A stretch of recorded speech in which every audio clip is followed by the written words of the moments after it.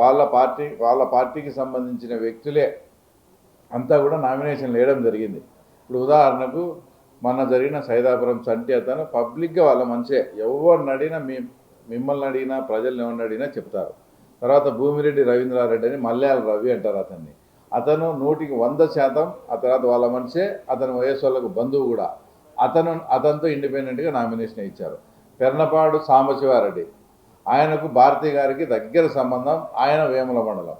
అంబకపల్లె బాబురెడ్డి, ఇంకా ఎంత చండాలమైన విషయం అంటే మా మీద ఈమైన ఆరోపణలు మోపుతారే. అంబకపల్లె బాబురెడ్డి అనే అతని అఫీషియల్గా లింగాల మండలానికి మండల కన్వీనర్, అతను అఫీషియల్గా వాళ్ళు డిక్లేర్ చేసిన అతన్ని ఇండిపెండెంట్గా వేస్తారు. ఇట్లా కుట్రపూరితంగా మోసపూరితంగా చేసే పనులు వాళ్ళు చేస్తూ తర్వాత మా మీద పోని ఇండిపెండెంట్గా వేసుకున్నారు. ఓకే, ఇప్పుడు 9 ఇండిపెండెంట్గా వేసినారు వాళ్ళ వ్యక్తులు. వాళ్ళకు ఏదైనా వెహికల్ ప్రొవైడ్ చేస్తే వాళ్ళని ఆ రోజు ఆ వెహికల్ని వాళ్ళే ఏదైనా దాడి చేసుకోవడం, ఉదో మా ఇండిపెండెంట్ అభ్యర్థుల మీద దాడి జరిగిందని ఎన్నికల కమిషన్కు ఫిర్యాదు చేయాలని ఈ రకమైన ప్లాన్లో వాళ్ళు ఉన్నారు. కాబట్టి నేను ముందే పోలీసు వారికి, ఎన్నికల కమిషనర్ వారికి వాళ్ళకు విజ్ఞప్తి చేస్తున్నా, ఆ రోజు ఏదన్నా జరిగితే అది మాకు సంబంధం లేదు. మేము ప్రజాస్వామ్యబద్ధంగా పులివెందుల మండల ఓటర్లను ఎక్కడా డిస్టర్బ్ చేయకుండా మేము ప్రశాంతంగా ప్రచారం జరుపుకుంటా ఉన్నాం. ఇంతవరకు జరిగిన 1 or 2 డిస్టర్బెన్సెస్ కూడా బయట మండలాల నుంచి వచ్చిన వైఎస్ఆర్సీపీ యాంటీ సోషల్ ఎలిమెంట్స్ వాళ్ళు ఏదో రకంగా ఉద్రిక్తత చేసి, ఏదో రకంగా ఇక్కడ ఏదో బాగా మేము చించినాం పొడిచినాం అని చూపించుకొని వాళ్ళంతా మేము వైఎస్ జగన్ దగ్గర, అవినాష్ రెడ్డి గారి దగ్గర పాపకం పొందే కోసం వాళ్ళు చేసిన దాంట్లో భాగంగా ఇవి జరిగినటియే. పులివెందుల మండలంలో కానీ వాళ్ళ ఓటర్స్ను కానీ నాయకులను కానీ ఎవరు ఎలాంటిది వాళ్ళ మీద అవాంఛనీయ సంఘటన జరగలేదు. కాబట్టి నేను ఎలక్షన్ కమిషన్ వారికి, పోలీస్ యంత్రాంగానికి, అలాగే రెవెన్యూ యంత్రాంగానికి ఈ 2 విషయాలు, ఒకటి సాక్షి వాళ్ళను వాళ్ళే దాడి చేసుకొని దాని అంతా వాళ్ళ ఛానల్లో చూపించాలనే ప్రయత్నం, ఒకటి ఇండిపెండెంట్గా అంతా వాళ్ళ మనుషులనే వేపించుకున్నారు కాబట్టి వాళ్ళ మీద దాడి చేసుకొని వాళ్ళంతకు వాళ్ళే అది మా మీద చిత్రీకరించాలని చూస్తారు. ఈ 2 విషయాల్లో మా వాళ్ళు కూడా చాలా అప్రమత్తంగా ఉన్నారు. అలాగే పోలీసు వాళ్ళను, ఎన్నికల కమిషన్ కూడా అప్రమత్తంగా ఉండాలని మీ ద్వారా కోరుతున్నాను. రైట్.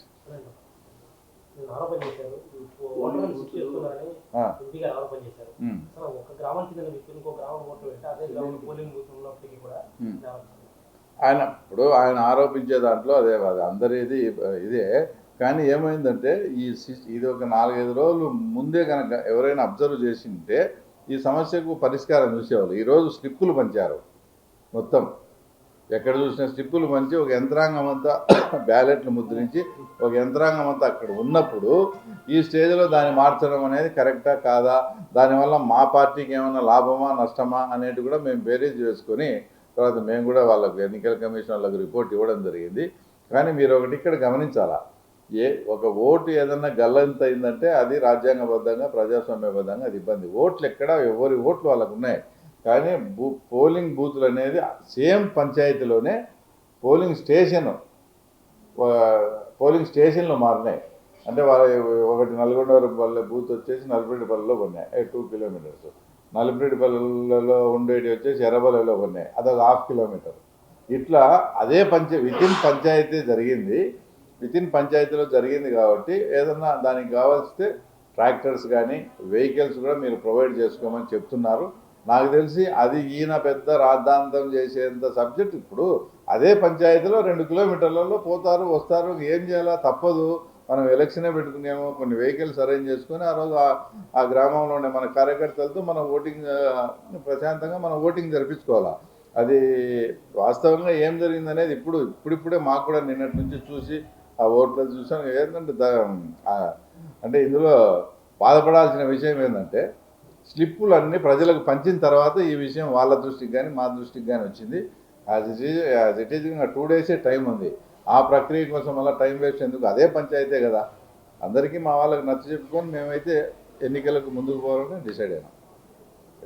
25% ఓటు ఉన్నాయి. ఇప్పుడు ఇంత తక్కువ టైంలో అంత టీడీపీకి రావడానికి కారణం ఏంటి? ఇప్పుడు మీకు కొన్ని ఎగ్జాంపుల్స్ చెప్పాలా. ఈటెల రాజేందర్ గారు ఎమ్మెల్యేకి ఓడిపోయినారు. అదే మల్కాజిగిరిలో 20 లక్షల ఓట్లకు ఎంపీ అయినాడు. పీరియడ్ అంతా 3 months. కాబట్టి ఇలాంటివి అన్నీ జరుగుతాయి. ఇది పీరియడ్ అప్పుడు ముందు అట్టొచ్చింది, ఇప్పుడు ఇట్లొచ్చింది అని కాదు. ఇది స్థానిక సంస్థల ఎలక్షను. వాళ్ళ ప్రాంతము ఇంకా 4 ఏళ్ళు గవర్నమెంట్ ఉంది. మేము ఇట్లా వేసి డెవలప్మెంట్ మేము ఓట్లు వేసి గెలిపించి మా ప్రాంతానికి ఇది కావాలని అడిగితే చేసేదానికి వీళ్ళు రెడీగా ఉన్నారు. కాబట్టి మనకు వచ్చిన ఇబ్బంది ఏముంది, వాళ్ళని ఒకసారి గెలిపిస్తామనే మూడుకు ఇక్కడ ప్రజలంతా వచ్చినారు. తప్పకుండా గెలుస్తాం.